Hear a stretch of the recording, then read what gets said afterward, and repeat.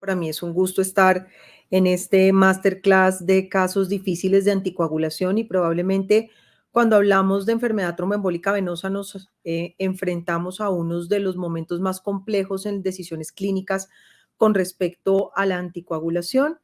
Em, y pues es importante que nosotros lo tengamos presente porque estos pacientes sí que es importante individualizarlos y buscar los mejores escenarios clínicos para disminuir los desenlaces que en los pacientes con cáncer pueden ser realmente complejos.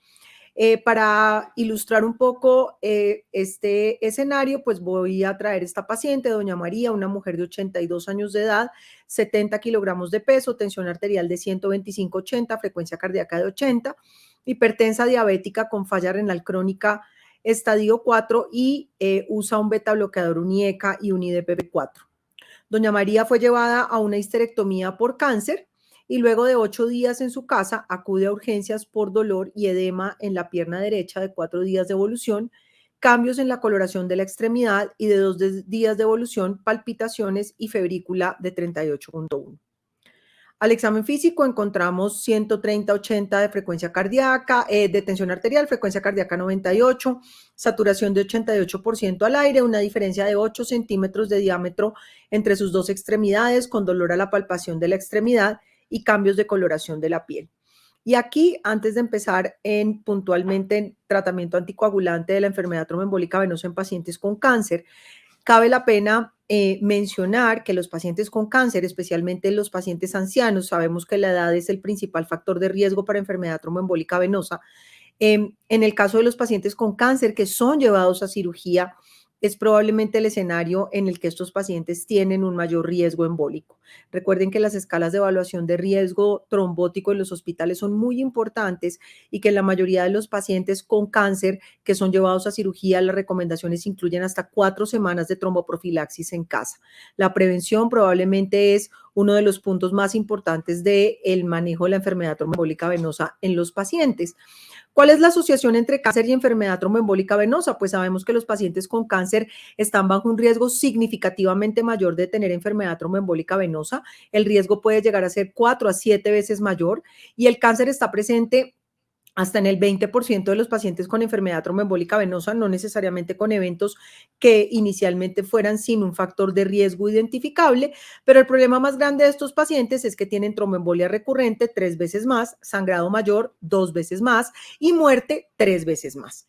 Miren que cuando miramos en este PAI las causas de muerte por cáncer, vemos cómo pues obviamente la progresión de la enfermedad es muy importante dentro de las causas de mortalidad, pero la tromboembolia venosa puede ser igual a, por ejemplo, trombosis arterial o, por ejemplo, falla respiratoria, con lo cual realmente debemos ponerle atención a esta patología.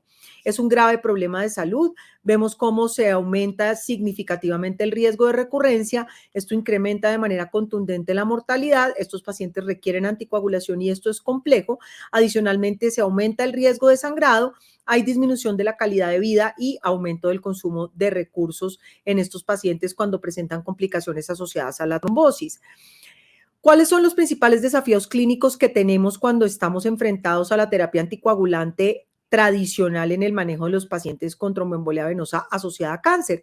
Pues tenemos nuestro estudio que utilizamos durante muchos años, el estudio CLOT, en el cual comparamos dalteparina frente a warfarina en pacientes con cáncer. Vemos que este estudio incluyó 676 pacientes aleatorizados a 2 grupos en el esquema CLOT, 200 unidades por kilo una vez al día durante 4 semanas, seguido de 150 unidades por kilo una vez al día, comparados contra warfarina con puente de dalteparina. Y vemos cómo definitivamente en el brazo de dalteparina ABK hay un incremento del riesgo de recurrencia y un incremento del riesgo de sangrado importante en el brazo que tenía warfarina comparado con dalteparina. Desde este momento, pues continuamos indefinidamente con dalteparina y tenemos aquí un metaanálisis de los pacientes con enfermedad tromboembólica venosa asociada a cáncer, en los cuales se utilizaron heparinas de bajo peso molecular. Vemos que definitivamente en todos los escenarios clínicos se favorece el uso de heparinas de bajo peso molecular comparadas contra los ABK en términos de recurrencia.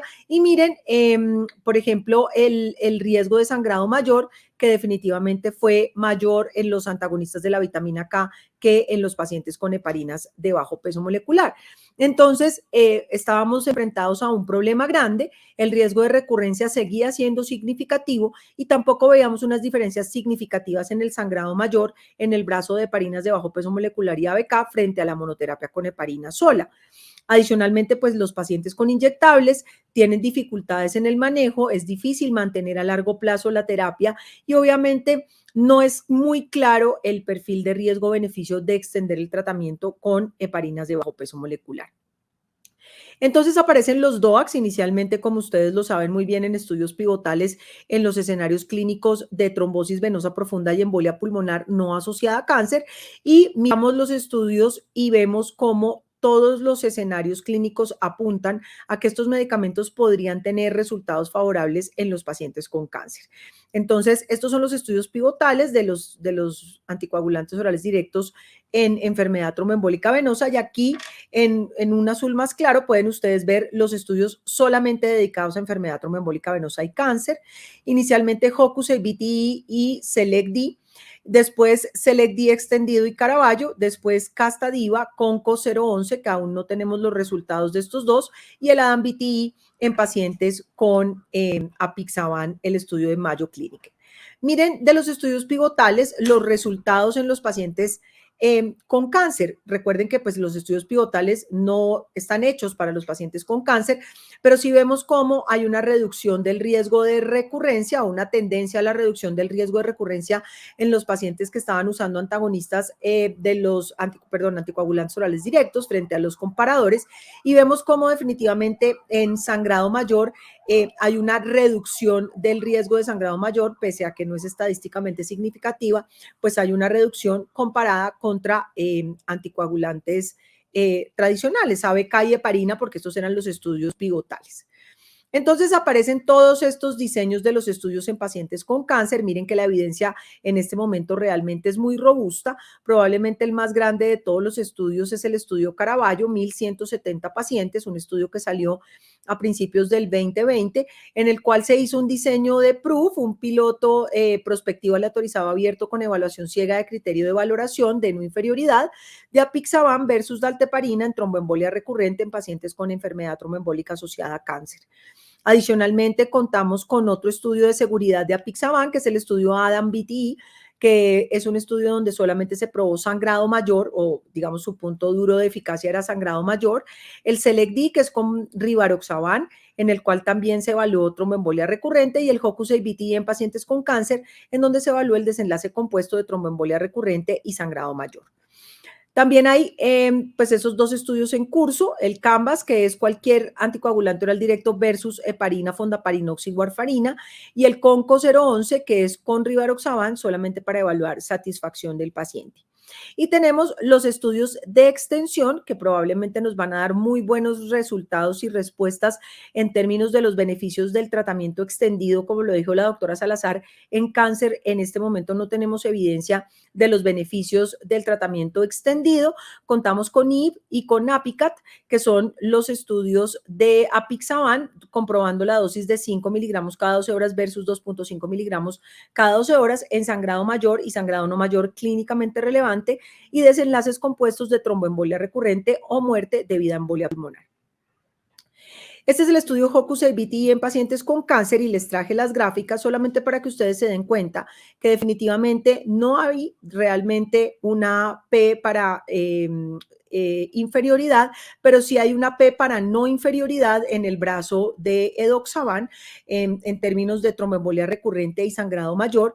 Y miren cuando nos enfrentamos al sangrado mayor, realmente vemos que hay probablemente un incremento del sangrado mayor comparado con dalteparina. Cuando miramos realmente esto en términos de qué fue lo que sangró, estos pacientes principalmente presentaron sangrado gastrointestinal. En términos de recurrencia, cuando miramos solamente el desenlace secundario de tromboembolia recurrente, hay un beneficio del uso de edoxaban comparado con dalteparina.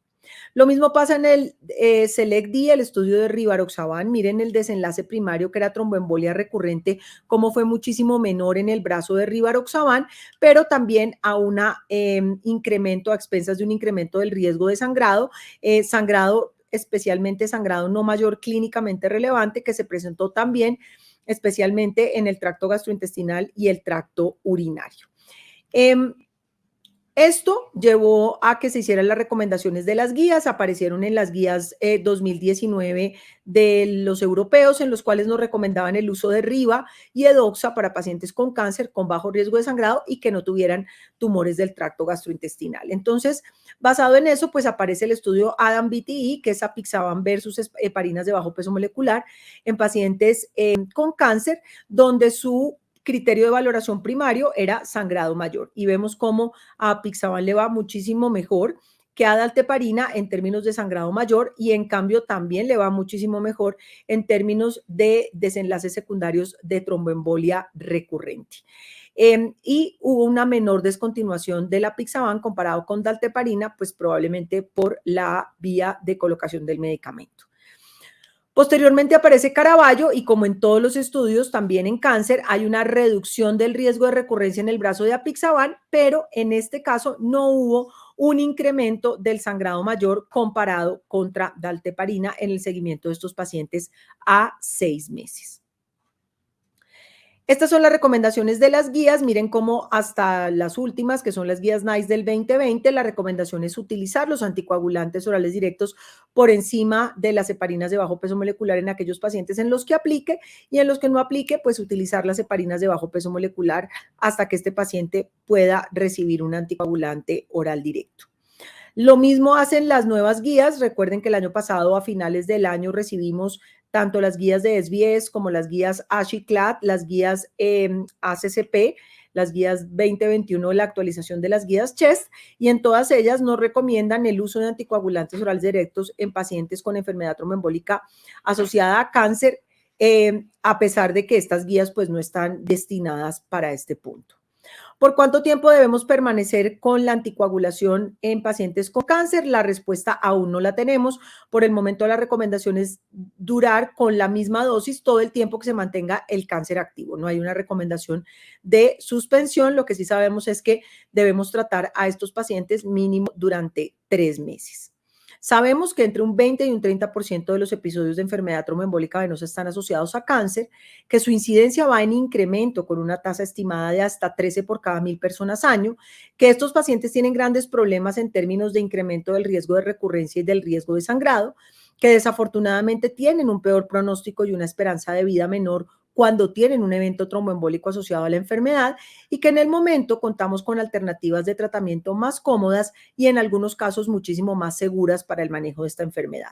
Hay una cosa que no debemos olvidar y es que, como siempre, debemos evaluar el paciente correcto, que sea el medicamento correcto, que sea la dosis correcta y que sea por el tiempo correcto. En este escenario clínico contamos con, por ejemplo, las recomendaciones de las nuevas guías de uso de anticoagulantes orales directos en la práctica clínica que recibimos a finales del año pasado, en el cual nos hacen unas recomendaciones extensas sobre las interacciones medicamentosas de los DOACs con los agentes quimioterapéuticos y que probablemente vamos a tener en cuenta con el fin de reducir en nuestros pacientes al mínimo el riesgo de sangrado.